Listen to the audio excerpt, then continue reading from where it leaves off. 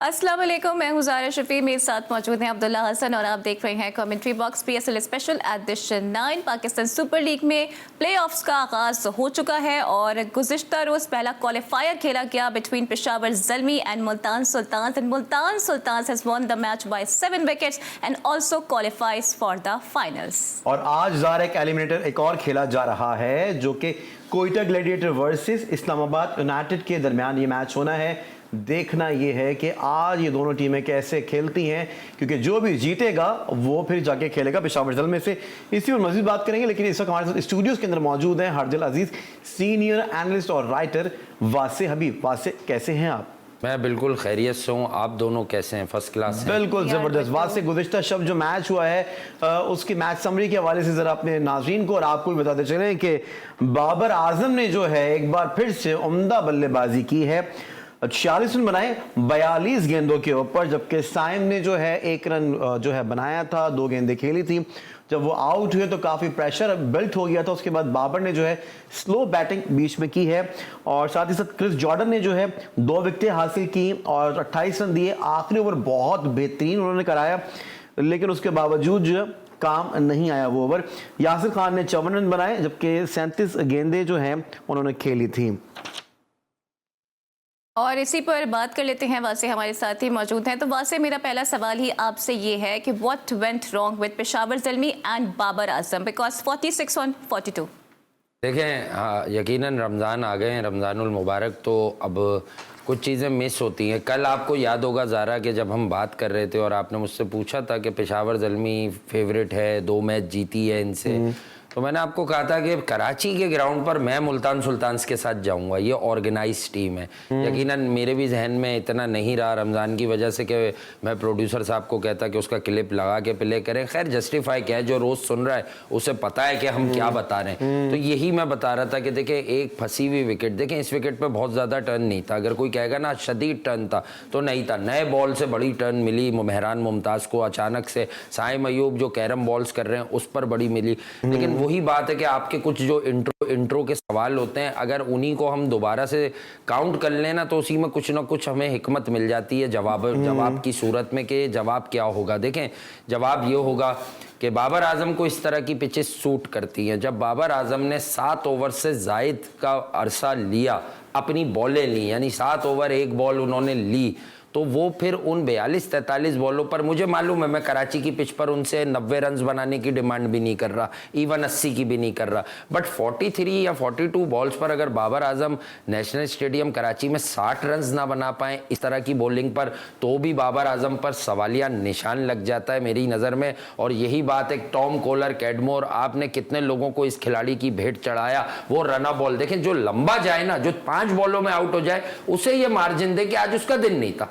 24 गेंदों पर I think 24 run बनाए। क्रिस जॉर्डन का आप जल्दी में कह गए इंट्रो में कि उसके काम नहीं आया, काम ही तो आया। क्रिस जॉर्डन की टीम तो जीती है। क्रिस जॉर्डन साहब ने क्या किया, क्रिस जॉर्डन साहब ने जो है वो इतनी नफीस बॉलिंग की कि मुझे 8 साल पुराना क्रिस जॉर्डन याद आ गया, जब ये इंग्लैंड के लिए बिल्कुल ही नेसेसरी होता था। अब्दुल्ला, बिलीव मी, इसकी वही यॉर्कर्स वापस आ गई। तो उसने ये साबित किया है कि वो बिग मैच प्लेयर। और कहीं ना कहीं कल जो हम बात कर रहे थे इनकी विमेन कोच का, तो उनका भी रोल वाकई में आपको नजर आया। मैंने आपको कहा था ये ऑर्गेनाइज टीम है, रिजवान चाहे अपने लिए जितनी भी बैटिंग कर लें, लेकिन इनके पास नीचे से देखें, कल जो नक्शा खींचा था ज़ारा आपके जहन में शायद आने लगा हो अब, क्योंकि हमने ना पीस काटा है, वो ज़्यादा हो जाता है, कंटेंट में ऐड होता है बिला वजह, तो उसकी ज़रूरत नहीं है। जो रोज़ाना हमें फॉलो कर रहा है वो जानता है। मैंने यही कहा था कि इफ्तिखार, चार्ल्स या खुशदिल को भी ये खिला सकते हैं बड़े दिन कराची की स्लोनेस देखते हुए, क्योंकि वो बॉलिंग भी करता है। तो इफ्तिखार के 8 बॉलों पर आते हैं 22 रन। मैंने कहा था एक ऐसी इनिंग चाहिए इन्हें 25-30 की तेज, और एक इन्हें बड़ी इनिंग्स चाहिए जो रिजवान टाइप ऑफ। तो रिजवान वाला रोल जो प्ले करके गया, ये भी मैं आपको शुरू से बता रहा हूं कि ये जो यासिर खान लड़का है ये बड़ा जबरदस्त है। आज मैं एक्सप्लेन कर देता हूं, क्योंकि मैं चाहता नहीं हूं कि तज्जिया बहुत कॉपी हो जाता है। माफी के साथ मैं तो छोटा सा तज्जिया करता हूं, लेकिन मैं बता दूं पाकिस्तान में बैकफुट पे इतना अच्छा लोग खेलते ही नहीं है। ये बात मैंने इनिशियल शो में कह के खामोशी इख्तियार कर ली थी कि अब जरा लोग इस पर तज्जिया कर ले। तो हमारी तो बात सबसे पहले शो की अल्हम्दुलिल्लाह रिकॉर्ड पर आ जाती है, छप भी जाती है कि भाई हम क्या मुनफरिद बताते हैं। प्लेयर का नाम देखकर, उसकी शक्ल, उसका एरिया देखकर फैसला ना करें, उसके टैलेंट को देखकर फैसला करें। He is one of those rare youngster in Pakistan कि वो बैकफुट पे बड़ा कंफर्टेबल है, बैकफुट पुशेस अच्छे हैं, पंचेस अच्छे हैं, एफर्टलेस लगता है वो बैकफुट पे जब जब खेलता है। ये असल खासियत उस्मान खान की मैंने आपको शुरुआती दिनों में भी बताई थी, जब ये हो रहा था कि अब रीजा नहीं होगा तो क्या होगा, अब कैसे आगे गाड़ी चलेगी। बट हमें सोचना ये है कि मैं पहले ही बता दूं, उसके बाद आप दोनों को बॉल दे देता हूं।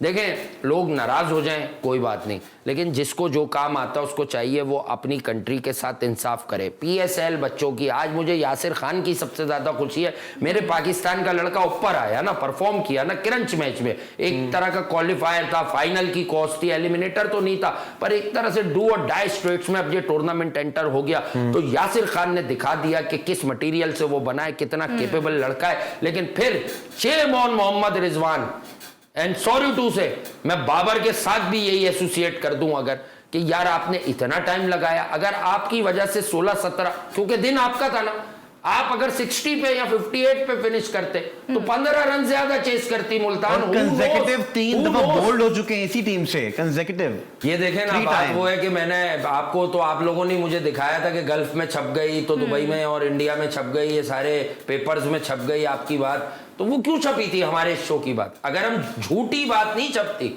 जब वसीम अकरम का आप कोट कर रहे थे कि वो मोहतरम कहीं फरमा रहे हैं, जब भी उन्होंने फरमाया मैंने तो आपसे सुना, ठीक है, आप दोनों ने कहा कि वो फरमा रहे हैं वासे भाई कि वो टंडोलकर, लारा और बाबर, यानी वो, मैं ये नहीं कह रहा शॉर्ट, वो कहीं ना कहीं ऐसे बॉलर्स ये आउट होने का चांस कम देते हैं। तो अब मैं वसीम अकरम साहब से एक काउंटर पूछ लेता हूं कि ये जो 2-2, 3-3 मैचेस से बोल्ड हो रहे हैं, ये कैसा चांस? आप ये कहते ना कि वर्ल्ड क्रिकेट में अब उस तरह के बॉलर्स ही नहीं है जो कंफर्म यॉर्कर मार दें, जो 140 प्लस के हकीकतन बॉलर हो। इस पीएसएल में क्रिस जॉर्डन के स्पेल से पहले किसने लगातार 142 प्लस की बॉलिंग की हो? मैं सुनना जरूर चाहूंगा कि कौन है वो आदमी जो 6 की 6 गेंदें करा रहा है। सिल्वर वन तो एक आर्ट होता है, कभी कभी यूज होता है, उसको हटाकर कि उसकी एवरेज स्पीड 144, 145 है, जबकि मिड 90s में हर टीम में ऐसे 2 बॉलर मौजूद होते थे जो तकरीबन 140, 145 के बीच में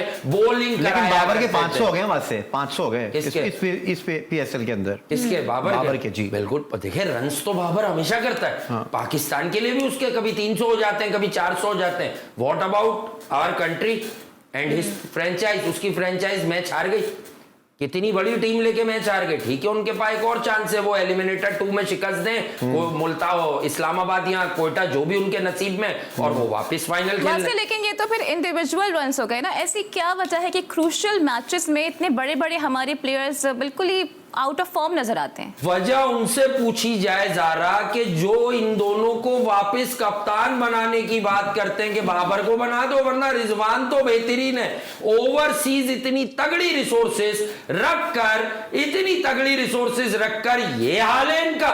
डेविड विली तुम्हारे पास, क्रिस जॉर्डन तुम्हारे पास, ओसामा मीर तुम्हारे पास, और तुम्हारा हाल देखो बैटिंग में तुम्हारे पास जॉनसन चार्ल्स, इफ्तिखार अहमद, खुशदिल शाह, फिर ये यासिर खान, फिर टूर्नामेंट के आगाज में जो है आप अब्बास आफरीदी, पूरी सबसे बड़ी और सबसे इफेक्टिव T20 की बॉलिंग लेकर रिजवान खेल रहे हैं। अब जब रिजवान छोटे रन्स के ताकत आते हैं तो हम क्या देखते हैं? देखें, मैं पाकिस्तान की कौस से रिजवान बाबर की कारकर्दगी को हमेशा जोड़ूंगा, यहां शादियाने नहीं बजाने दूंगा मैं पीएसएल के। आप लोग ये समझिए, Rizwan was clueless against Saim Ayub. उससे साइम अयूब खेला नहीं गया, स्टंप हुआ, वो थर्ड एम्पायर के पास गया, बस वो माइनर बचा है। हारिस वॉज सो सर्टेन कि यार ये मैंने शायद स्टंप कर दिया, बट लास्ट मूवमेंट पर रिजवान का पांव पीछे आ गया, चला गया ना, वो थोड़ा सा पीछे ले गए, वो स्वीप, मतलब वही हाल। ऑफ स्टंप की बाहर की बॉल को आप ड्रैग कर रहे हैं, sweep sweep sweep, and then nothing. क्या निकला है आपके पास से यार?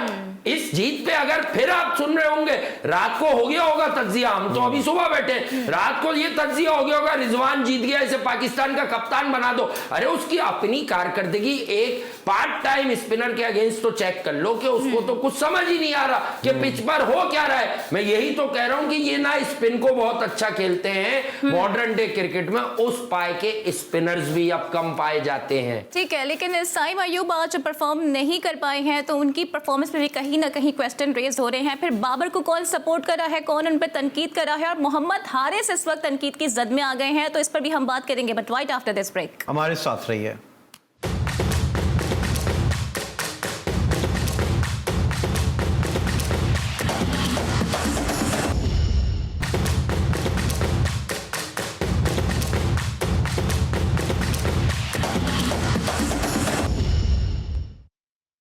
कमेंट्री बॉक्स में एक बार फिर से आपको खुशामदीद कहेंगे। साइम अयूब बहुत जल्दी आउट हो गए, इसके ऊपर भी बात करनी है। साथ ही साथ बाबर आजम जिस तरह से आज आउट हुए हैं, ज़ारा जो पुराने एक्स क्रिकेटर्स हैं वो काफ़ी ज़्यादा तनकीद को उनको निशाना बनाने, साथ ही साथ मोहम्मद हारिस के ऊपर जो है बहुत ज़्यादा तनकीद की गई है। एब्सोल्युटली, और इस पे बात कर लेते हैं वासे से। तो वासे, मोहम्मद हारिस पहले भी तनकीद की जद में रहे हैं, पीएसएल भी कुछ उनका अच्छा नहीं गया है, लेकिन रमीज राजा कह रहे हैं कि उनको सीखने की ज़रूरत है बाबर आजम से। Rameez Raja former chairman Pakistan cricket board, वो ये फरमा रहे हैं आपके बकौल के उन्हें सीखने की ज़रूरत है बाबर आजम से। तो रमीज से पहले सिखवा देते हैं ना डोमेस्टिक में, असल उनको बेसिक्स अपनी राइट करने की ज़रूरत है। एक तो वो जिस पाए के प्लेयर हैं उनको स्पिन समझ नहीं आती। मैं तो यहाँ चीख कर थक गया कि भाई आपने उस पर इतना ज़्यादा उसको कहीं चढ़ा दिया आसमानों पर कि उसने ना जाने पाकिस्तान के लिए 5 सेंचुरीज कर दी। एक 77 रन की इनिंग पर वो 2 साल पहले पिक हुआ, उसने लॉबी उसकी तगड़ी है, उसको ये भी पता है किसकी तारीफ़ें करने से पाकिस्तान की टीम में जगह बनती है, किसकी चापलूसी करने से पाकिस्तान की टीम में जगह बनती है। आज आप कहते हैं वो बाबर से सीख ले, फिर वो रमीज राजा कहाँ गए जो कह रहे थे हारिस में फ्लेयर है। फ्लेयर आपको दिखा था, हमें नहीं दिखा था। हमने तो अल्हम्दुलिल्लाह, हमें सुनने वाले जानते हैं, मैंने तो सब कुछ बताया था कि बटलर कहाँ आउट होता है मैच से फाइनल से पहले 2022 में जब आप चेयरमैन थे। मैंने ये भी बताया था आदिल रशीदी से 5-7 बॉलों में आउट कर देगा, इसे कुछ समझ ही नहीं आएगा, ये लटका देगा, शॉट मारेगा जरूर लेकिन खड़ी कर देगा, आदिल रशीद को क्लियर नहीं कर सकेगा। क्योंकि मैं तो इसकी स्ट्रेंथ पहले से देख रहा हूं, और फिर जो 2-4 दिन पहले इसने बयान दिया कि ओपनिंग करने में 50 करना कोई मुश्किल नहीं है। अरे तो तुम अभी ये साइन से पहले वाले टेन्योर में ओपन ही कर रहे थे, कितने 50 हैं तुम्हारे? हर मैच में 50 करते थे। पेशावर ज़ल्मी टाइटल नहीं जीतती।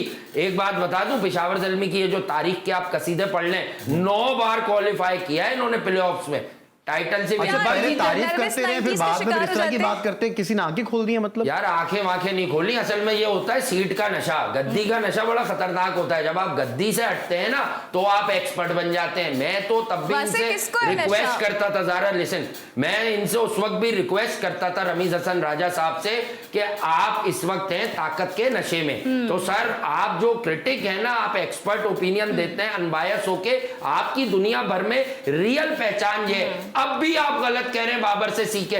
बाबर एक डिफरेंट स्टाइल का प्लेयर है, हारिस कुछ भी नहीं है, लेकिन आप अगर हर प्लेयर को पकड़ के ये वो बताएंगे बाबर से सीखो तो सारे बाबर बन गए, तो 50 ओवर में भी 150 नहीं बनाएंगे आप लोग। तो वैसे अब ताकत का नशा उतरा कि नहीं उतरा?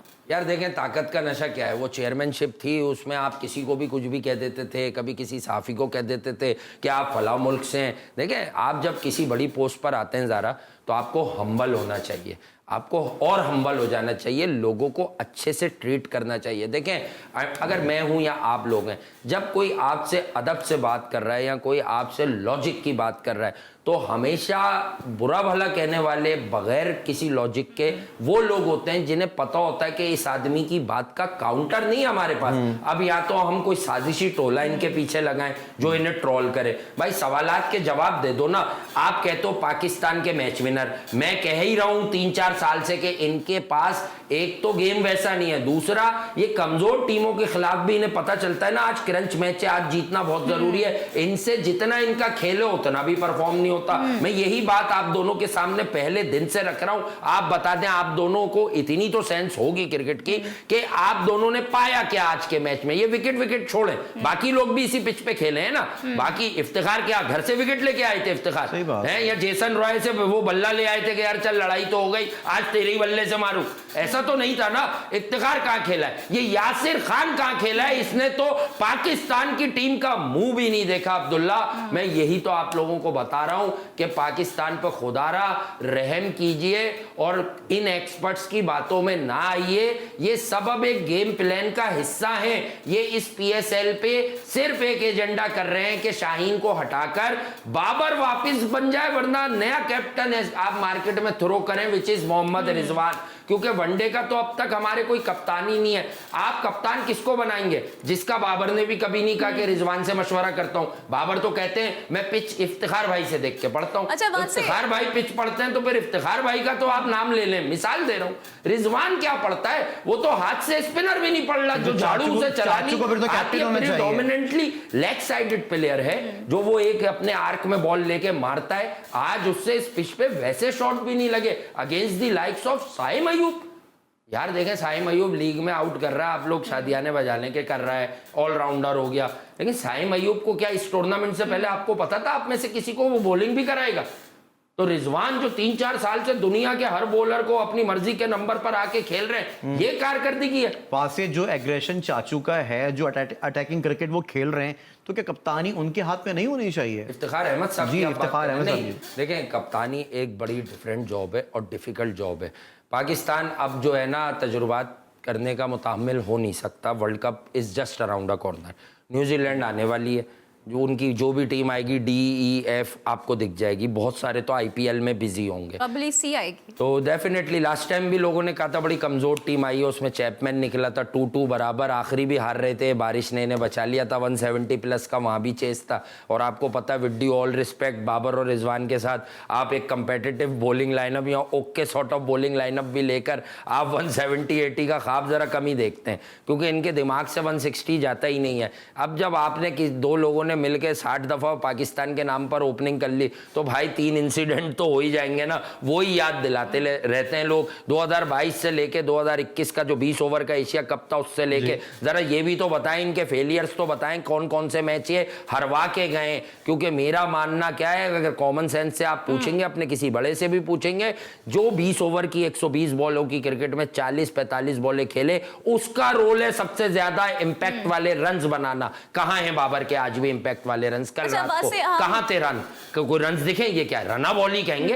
3 रन ज्यादा है बॉलों से, 3-4 रन ज्यादा है। अरे आप 60 तो करते, 160 नहीं करा सके आप पेशावर जल्मी को, तो आप लोग कहते हैं कि पाकिस्तान के लिए इनको ओपनिंग करने दीजिए यार। तो बात से मैं आपसे ये भी जानूंगी कि गुज़िश्ता रोज होने वाले मैच की हार का जिम्मेदार कौन है, लेकिन जवाब मैं आपसे लूंगी इस ब्रेक के बाद।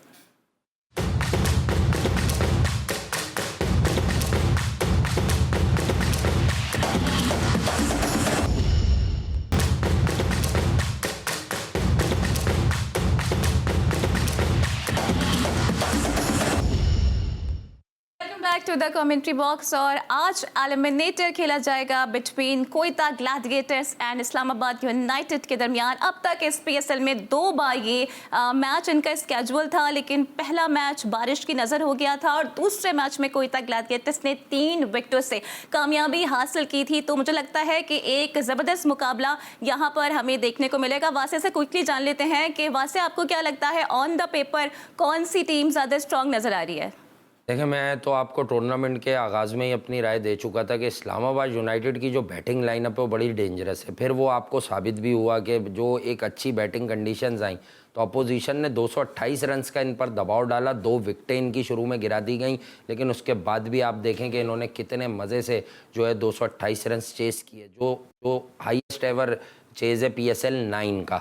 अब आप बात कर लें कोयटा ग्लैडिएटर्स की, मतलब इन्होंने आगाज बड़ा अच्छा लिया था। उसके बाद इनके पास मसला आया कि इन्होंने एक मिस्ट्री बॉलर जो शुरू में खिलाया भी नहीं था, एक दो मैच के बाद खिलाया, उस्मान तारिक, उसके मसाइल हुए, ये डर गए, घबरा गए, अब उसे बॉलिंग की इजाज़त दी। तो सिर्फ मैंने ये बताया, हालांकि मैं सुरखरू हो रहा हूँ, लेकिन मैंने लास्ट मैच में नोटिस किया है कि उसने फिर भी डर से, एक तो वो जो साइड ऑन पोस्ट था उसे थोड़ा सीधा कर लिया है, थोड़ा वो अंदर से बॉल फेंकने के चक्कर में कि मेरा कहीं हाथ का मामला खराब ना हो। जब आप रातों रात किसी का एक्शन बदलेंगे तो उसकी बॉलिंग उस तरह की होगी नहीं। जब बराबर वाले स्क्वायर पे ये मैच खेला जाएगा, 99% मैं श्योर हूं, तो वहां उस वाले स्क्वायर पे ज्यादा टर्न है, इस वाले स्क्वायर से ज्यादा। उनका बॉलिंग एक्शन चेंज हो गया यानी हल्का सा, नहीं, वो ऑफिशियल नहीं है, ऐसे कैसे हो सकता हो। तो पीएसएल में काम करके उसने थोड़ा सा कोशिश की है कि इसी एक्शन में कुछ अंदर से मामला ले आऊं, मुझ पर आवाजें कम लगे, लेकिन नहीं, डरना नहीं चाहिए था उस्मान तारिक को, और कोयटा की मैनेजमेंट को इसको डराना नहीं चाहिए था। कोयटा का मसला क्या आ रहा है, देखें, दे हैव अबरार,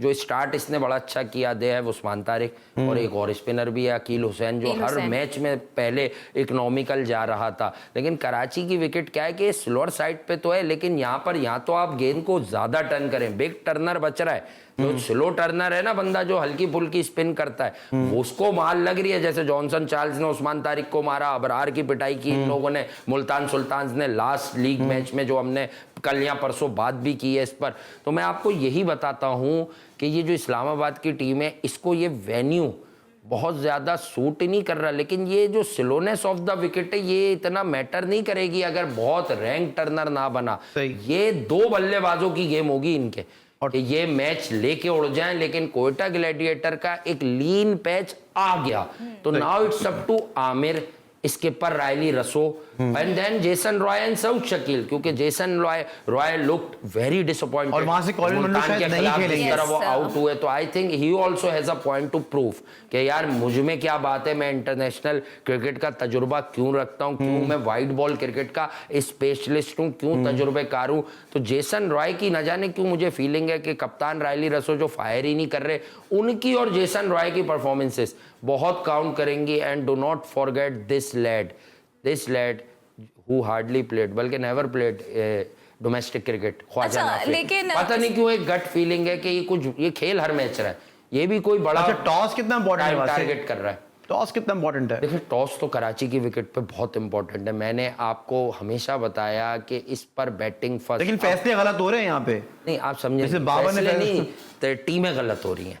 देखें, आप बात को समझें, लाहौर कलंदर और कोयटा का मैच हुआ, कोयटा लास्ट बॉल पे छक्का लगा के जीता, आपने बड़े जोर से कहा 1 ओवर 14 रन शाहीन दे देगा, मैच कौन जीत रहा था? वो लाहौर जीत रहा था। डेफिनेटली कमजोरियां हैं ना, अगर ना अहल बॉलिंग थी तो हार गई।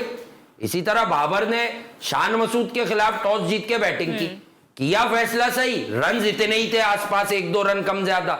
मैंने आपको याद दिलाया, आपने भी मैच देखा, शोएब मलिक 25 पे 22 करते हैं, अनवर अली का मौका नहीं है, बेचारा वो इरफान खान नियाजी नीचे आता है, वो भी जीता मैच, इनसे हार गई। तो इनको ये कॉन्फिडेंस हो गया कि शायद इस तरह की विकेट पर हम मुल्तान को भी 150 के अंदर टोटल देंगे तो ये फंस जाएगी। मुल्तान के कप्तान ने तो शुरुआत में बहुत स्लगिश इनिंग खेली है, मोहम्मद रिजवान ने, अदरवाइज मुल्तान ये मैच 16 ओवर में किल कर देता। मुल्तान की बैटिंग बड़ी ऑर्गेनाइज है। इसी तरह अगर इस्लामाबाद ने 80-90 रन तक 4 बार विकेटें नहीं खोदी, 3 विकेटें नहीं खोदी, तो इस्लामाबाद भी इस ट्रैक पर, जो ट्रैक, मैं रात का ट्रैक की बात कर रहा हूं, आज ही लग गई थी जब मैच खत्म हुआ, कि जो रात वाली पिच थी उस ट्रैक पर अगर सेम ऐसा ही ट्रैक मिला तो आप देख लीजिएगा इस्लामाबाद यूनाइटेड 170-80 लेकिन इस्लामाबाद यूनाइटेड के लिए एक थोड़ी डिसअपॉइंटिंग न्यूज ये है कि कॉलिन मंरो हैमस्ट्रिंग इंजरी का शिकार हो गई हैं, माइट भी उनकी शिरकत कुछ मशकूक सी है। तो आप समझते हैं कि काफी डेंट पड़ जाएगा, बिकॉज मैक्सवेल जैसा माहौल वो पैदा कर चुके हैं अपने end से। बात यह है कि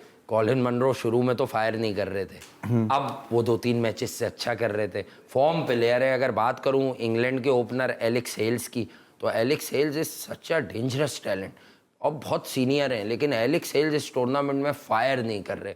एलेक्स हेल्स का कुछ दिमाग कहीं और है, फॉर्म कहीं और है, फिटनेस के भी मुझे कुछ इश्यूज लग रहे हैं, तो फिर सारा दबाव अर्ली स्टार्ट के लिए एलेक्स हेल्स पर आ जाएगा। बट मैं हमेशा से ये मानता हूँ कि ये जब किसी की इंजरी होती है तो ये रास्ता बना देती है किसी अहल आदमी के लिए, मे बी के 1 नंबर कोई ऊपर आए, maybe Agha Salman. I think कि अगर इनके रैंक्स में कोई नौजवान ऐसा मौजूद है तब तो ठीक है, वरना go with Agha Salman as opener. Agha Salman आप वन डाउन आ रहे हैं, या आप कोई वाइल्ड कार्ड आप क्यों नहीं रोल ले लेते, पावर प्ले में आकर सही। कोई तजुर्बा कर लेना। सीधी पिच है, बॉल पहले तेज आ रहा है, हिल नहीं रहा ज्यादा।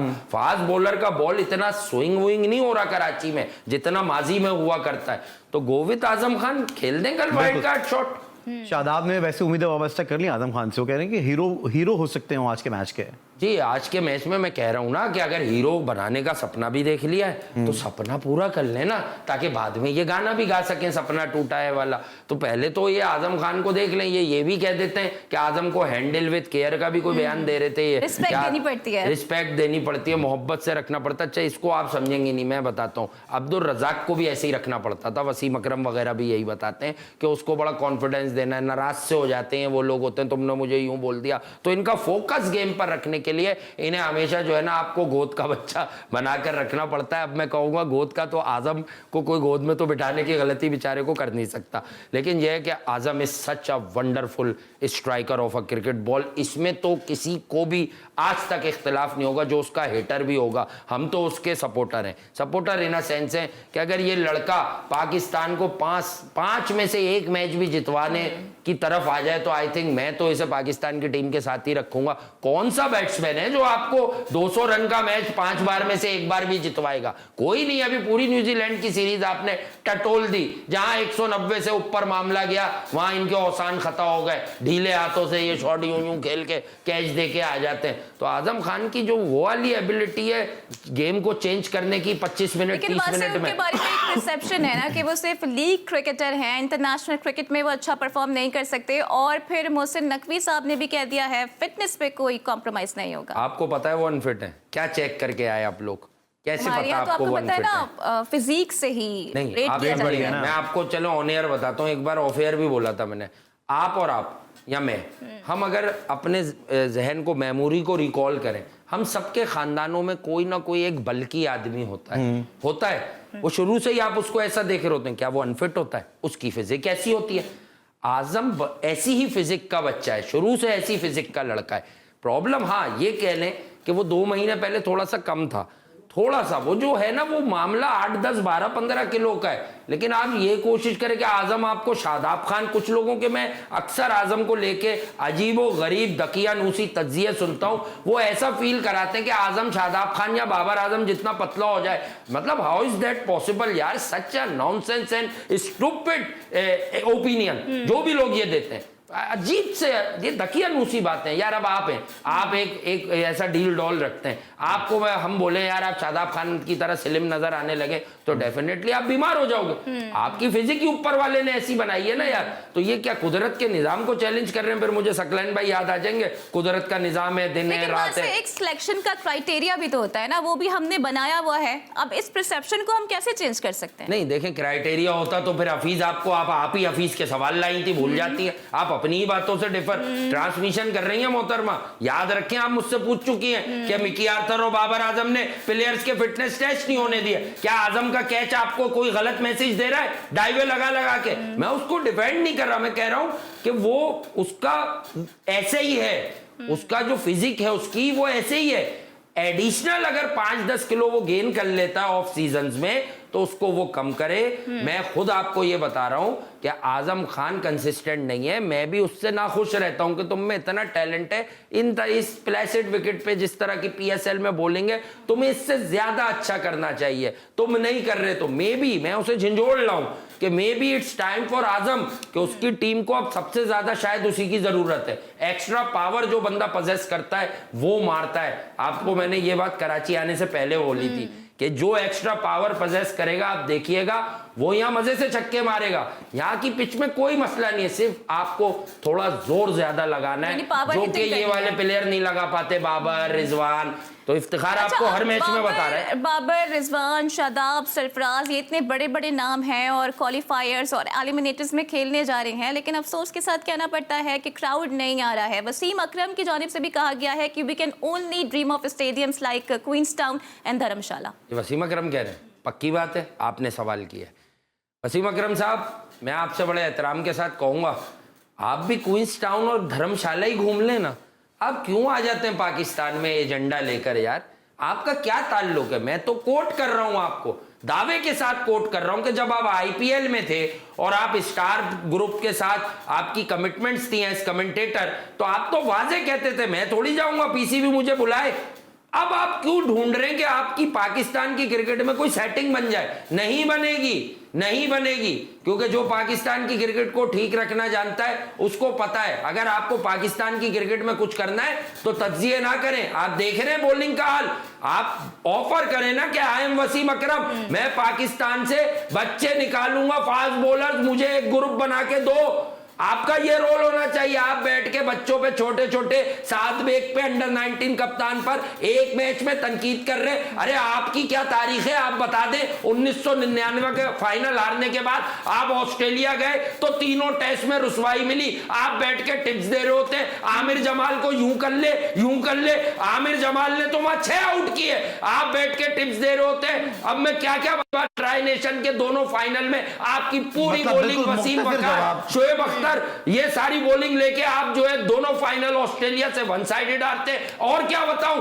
2003 में आप सब मौजूद होते, क्या करके आए आप वहां? ग्रुप स्टेज से बाहर होके वसीम वकार इंजमाम। अरे बच्चों को खेलने दे भाई, जायज तनकीद करें उन पर। ओके, तो बस से आपका पॉइंट आ गया है, होपफुली हमें इसका जवाब भी मिल जाएगा। बहरहाल आज बड़ा ज़बरदस्त एलिमिनेटर मैच होने जा रहा है, कोयटा वर्सेस इस्लामाबाद यूनाइटेड, और मुझे लगता है कि हमें एक ज़बरदस्त गेम देखने को मिलेगा। एंड साथ में उम्मीद भी करते हुए क्राउड भी आज मैच देखने ज़रूर आएगा, बिकॉज इंपॉर्टेंट मैच है, PSL हमारा ब्रांड है और हमें इसे सपोर्ट भी करना चाहिए। तो कल होती है फिर आपसे मुलाकात, same time same place. Till then take care, अल्लाह हाफिज़।